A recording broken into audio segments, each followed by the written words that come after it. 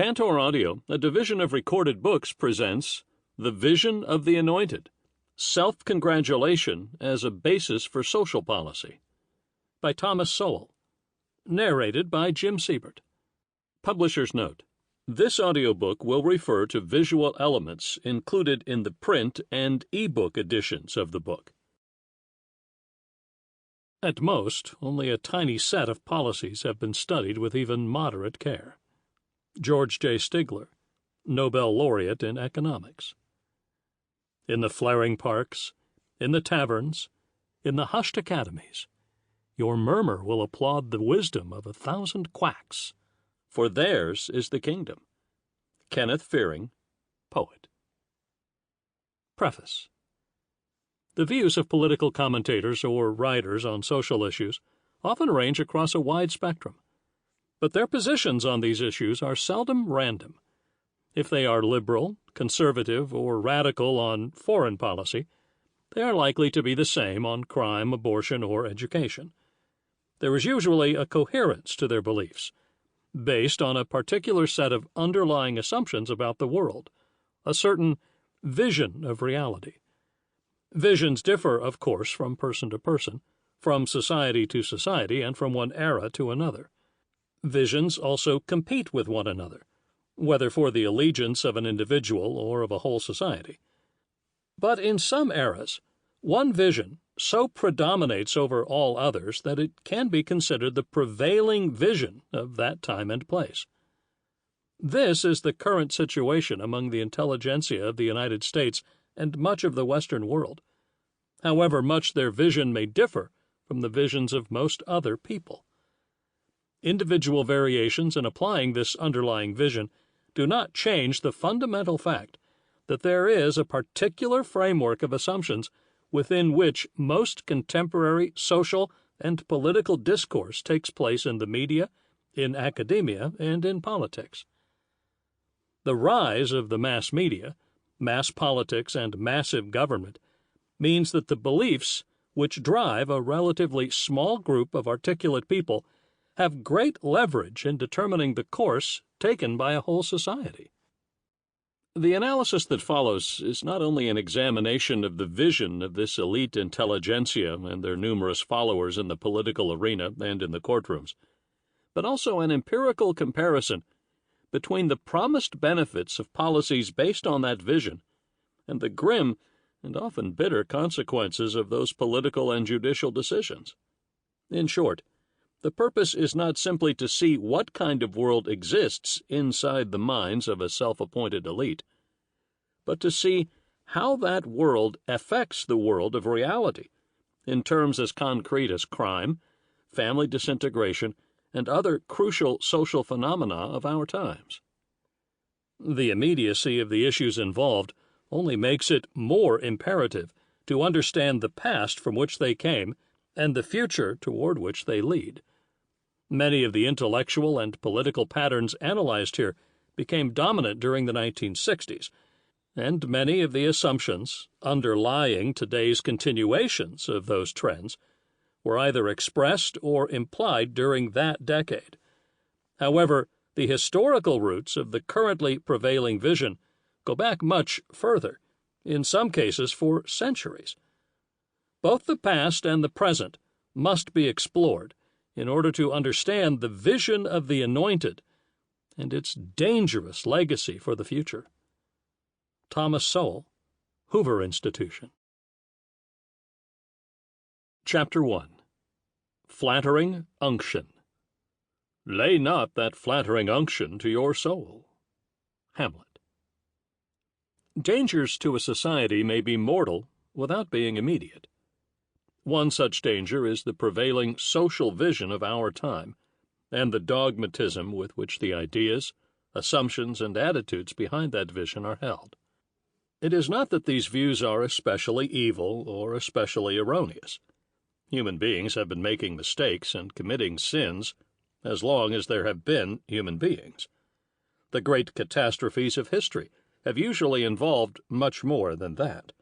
Typically, there has been an additional and crucial ingredient, some method by which feedback from reality has been prevented, so that a dangerous course of action could be blindly continued to a fatal conclusion. Much of the continent of Europe was devastated in World War II because the totalitarian regime of the Nazis did not permit those who foresaw the self-destructive consequences of Hitler's policies to alter or even to influence those policies. In earlier eras as well, many individuals foresaw the self-destruction of their own civilizations, from the days of the Roman Empire to the eras of the Spanish, Ottoman, and other empires. Yet that alone was not enough to change the course that was leading to ruin. Today, despite free speech and the mass media, the prevailing social vision is dangerously close to sealing itself off from any discordant feedback from reality. Even when issues of public policy are discussed in the outward form of an argument, often the conclusions reached are predetermined by the assumptions and definitions inherent in a particular vision of social processes. Different visions, of course, have different assumptions, so it is not uncommon for people who follow different visions to find themselves in opposition to one another across a vast spectrum of unrelated issues in such disparate fields as law, foreign policy, the environment, racial policy, military defense, education, and many others. To a remarkable extent, however, empirical evidence is neither sought beforehand nor consulted after a policy has been instituted. Facts may be marshaled for a position already taken, but that is very different from systematically testing opposing theories by evidence. Momentous questions are dealt with essentially as conflicts of visions. The focus here will be on one particular vision, the vision prevailing among the intellectual and political elite of our time. What is important about that vision are not only its particular assumptions and their corollaries, but also the fact that it is a prevailing vision, which means that its assumptions are so much taken for granted by so many people, including so-called thinking people, that neither those assumptions nor their corollaries are generally confronted with demands for empirical evidence. Indeed, empirical evidence itself may be viewed as suspect, insofar as it is inconsistent with that vision. Discordant evidence may be dismissed as isolated anomalies, or as something tendentiously selected by opponents, or it may be explained away ad hoc by a theory having no empirical support whatever, except that this ad hoc theory is able to sustain itself and gain acceptance because it is consistent with the overall vision. Examples of such tactics will be numerous in the chapters that follow.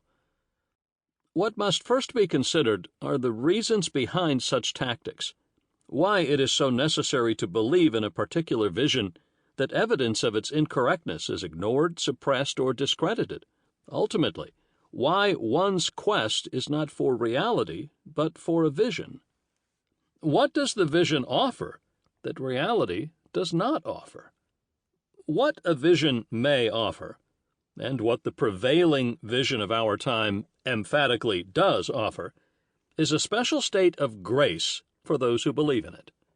Those who accept this vision are deemed to be not merely factually correct, but morally on a higher plane. Put differently, those who disagree with the prevailing vision are seen as being not merely in error, but in sin. For those who have this vision of the world, the anointed and the benighted do not argue on the same moral plane, or play by the same cold rules of logic and evidence. The benighted are to be made aware, to have their consciousness raised, and the wistful hope is held out that they will grow. Should the benighted prove recalcitrant, however, then their mean-spiritedness must be fought, and the real reasons behind their arguments and actions exposed. While verbal fashions change, this basic picture of the differential rectitude of the anointed and the benighted has not changed fundamentally in at least 200 years. These are not mere debating tactics. People are never more sincere than when they assume their own moral superiority, nor are such attitudes inherent in polemics as such. Some very strong polemicists have argued that their opponents were well-meaning and even intelligent, but dangerously mistaken on the issue at hand. Some may do the worst of things without being the worst of men, Edmund Burke said in the 18th century. Similarly, when Malthus attacked a popular vision of his time, exemplified in the writings of William Godwin and Condorcet, he said, "I cannot doubt the talents of such men as Godwin and Condorcet. I am unwilling to doubt their candor." Yet Godwin's response was quite different. He called Malthus malignant, questioned the humanity of the man, and said, "I profess myself at a loss to conceive of what earth the man was made." More was involved here than mere differences in personal styles of polemics. This asymmetry in arguments reflected an asymmetry in visions that has persisted for centuries. When Friedrich Hayek's The Road to Serfdom attacked the welfare state and socialism in 1944, he characterized his adversaries as single-minded idealists and authors whose sincerity and disinterestedness are above suspicion. But his own book was treated as something immoral, which some American publishers refused to publish, despite its already demonstrated impact in England. Similarly, a 1993 book, highly critical of liberal social policies, nevertheless credited the proponents of those policies as being people who want to help out of decent and generous motives, even though it concludes that the net result has been to keep the poor in poverty. By contrast, a 1992 bestseller by a proponent of such liberal social policies declared, "Conservatives don't really care whether black Americans are happy or unhappy." Nor is this demonizing of opponents of the vision confined to America or to racial issues. The distinguished French writer Jean-François Ravel, who has opposed many aspects of the prevailing vision, reports being treated, even in a social setting, as someone with only residual traces of Homo sapiens. A contemporary writer has summarized the differences between those with the vision of the anointed, the left, and others this way. Disagree with someone on the right, and he is likely to think you obtuse, wrong, foolish, a dope. Disagree with someone on the left, and he is more likely to think you selfish, a sellout, insensitive, possibly evil. The contemporary anointed, and those who follow them, make much of their compassion for the less fortunate, their concern for the environment, and their being anti-war, for example, as if these were characteristics which distinguish them from people with opposite views on public policy. The very idea that such an opponent of the prevailing vision as Milton Friedman, for example, has just as much compassion for the poor and the disadvantaged, that he is just as much appalled by pollution, or as horrified by the sufferings and slaughter imposed by war on millions of innocent men, women, and children. Such an idea would be a very discordant note in the vision of the anointed. If such an idea were fully accepted, this would mean that opposing arguments on social policy were arguments about methods, probabilities, and empirical evidence, with compassion, caring, and the like being common features on both sides, thus canceling out and disappearing from the debate. That, clearly, is not the vision of the anointed. One reason for the preservation and insulation of a vision is that it has become inextricably intertwined with the egos of those who believe it. Despite Hamlet's warning against self-flattery, the vision of the anointed is not simply a vision of the world and its functioning in a causal sense, but it is also a vision of themselves and of their moral role in that world. It is a vision of differential rectitude. It is not a vision of the tragedy of the human condition. Problems exist, because others are not as wise or as virtuous as the anointed. The great ideological crusades of 20th century intellectuals have ranged across the most disparate fields, from the eugenics movement of the early decades of the century to the environmentalism of the later decades, not to mention the welfare state, socialism, communism, Keynesian economics, and medical, nuclear, and automotive safety. What all these highly disparate crusades have in common is their moral exaltation of the anointed above others, who are to have their very different views nullified and superseded by the views of the anointed, imposed via the power of the government. Despite the great variety of issues in a series of crusading movements among the intelligentsia during the 20th century, several key elements have been common to most of them. 1. Assertions of a great danger to the whole society, a danger to which the masses of people are oblivious. 2. Urgent need for action to avert impending catastrophe. 3. A need for government to drastically curtail the dangerous behavior of the many in response to the prescient conclusions of the few. And 4.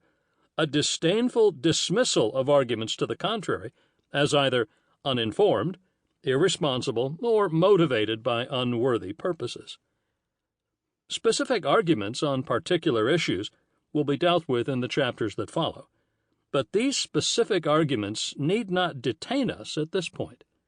What is remarkable is how few arguments are really engaged in, and how many substitutes for arguments there are. These substitutes for arguments are, almost by definition, more available to adherents of the prevailing vision, whose assumptions are so widely accepted as to permit conclusions based on those assumptions to pass muster without further scrutiny. The prevailing vision of our era is long overdue for a critical re-examination, or, for many, a first examination. This vision so permeates the media and academia and has made such major inroads into the religious community that many grow to adulthood unaware that there is any other way of looking at things, or that evidence might be relevant to checking out the sweeping assumptions of so-called thinking people. Many of these thinking people could more accurately be characterized as articulate people, as people whose verbal nimbleness can elude both evidence and logic.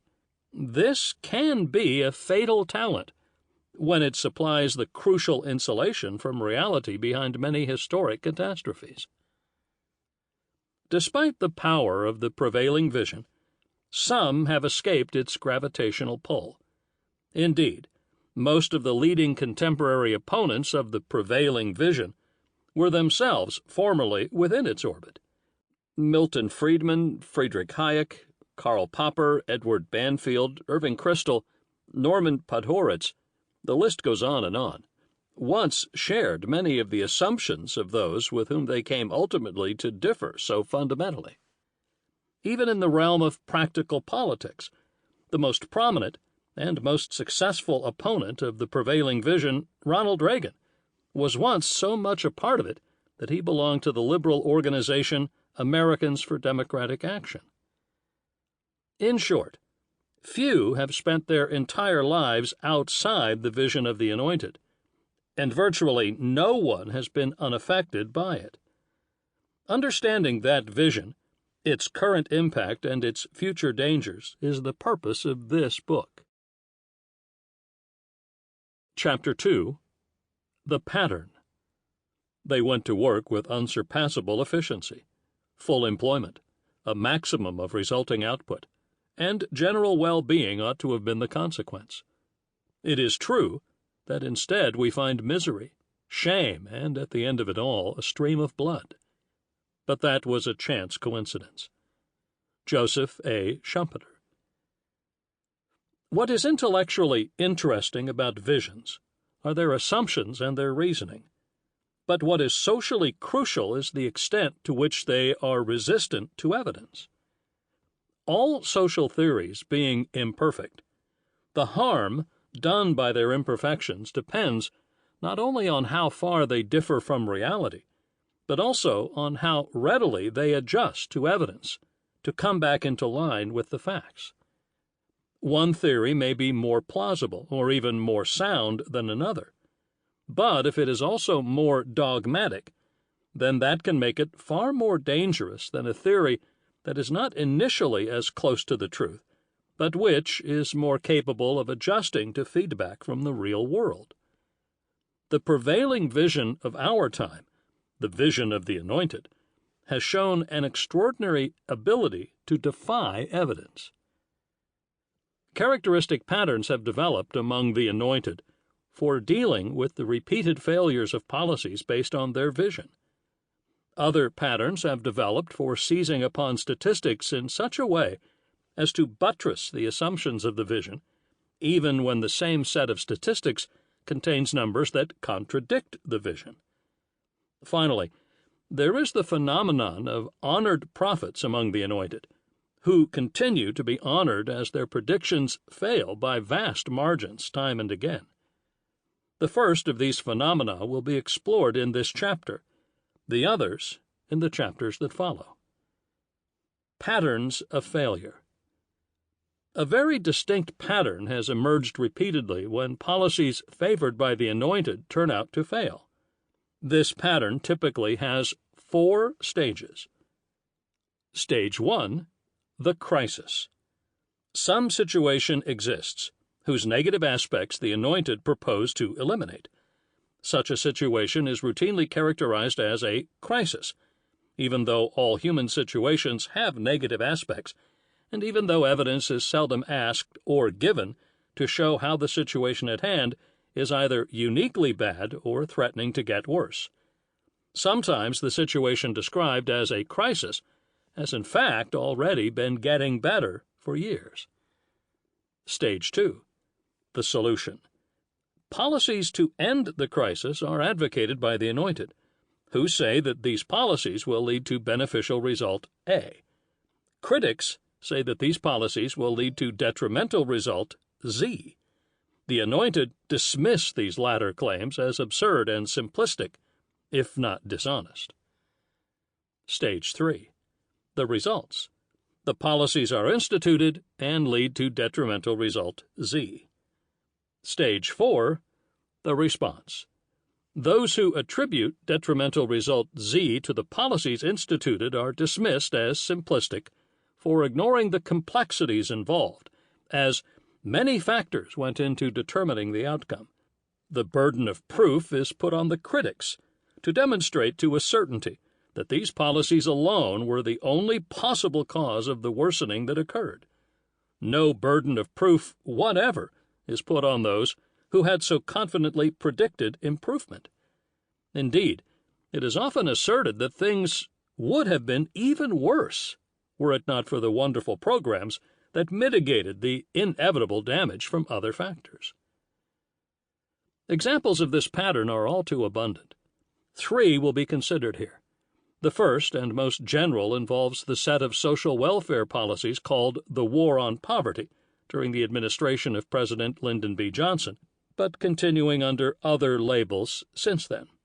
Next is the policy of introducing sex education into the public schools as a means of reducing teenage pregnancies and venereal diseases.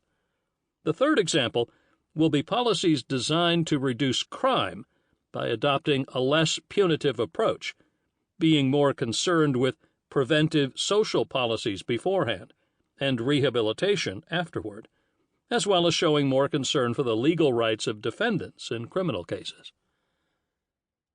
The War on Poverty.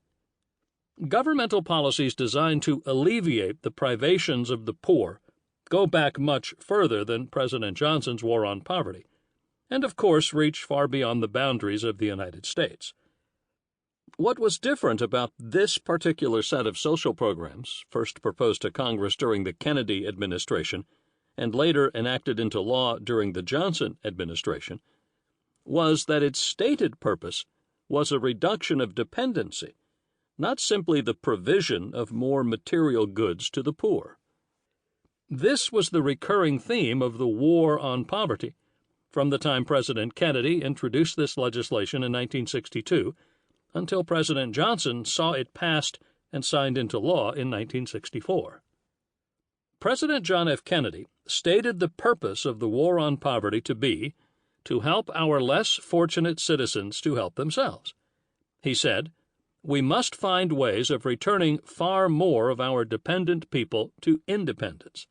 The whole point of the currently increased federal spending on this effort was to strengthen and broaden the rehabilitative and preventive services offered to persons who are dependent or who would otherwise become dependent, so that long-run savings in government spending were expected from a subsequent decline in dependency. As President Kennedy put it, public welfare, in short, must be more than a salvage operation, picking up the debris from the wreckage of human lives. Its emphasis must be directed increasingly toward prevention and rehabilitation, on reducing not only the long-range cost in budgetary terms, but the long-range cost in human terms as well.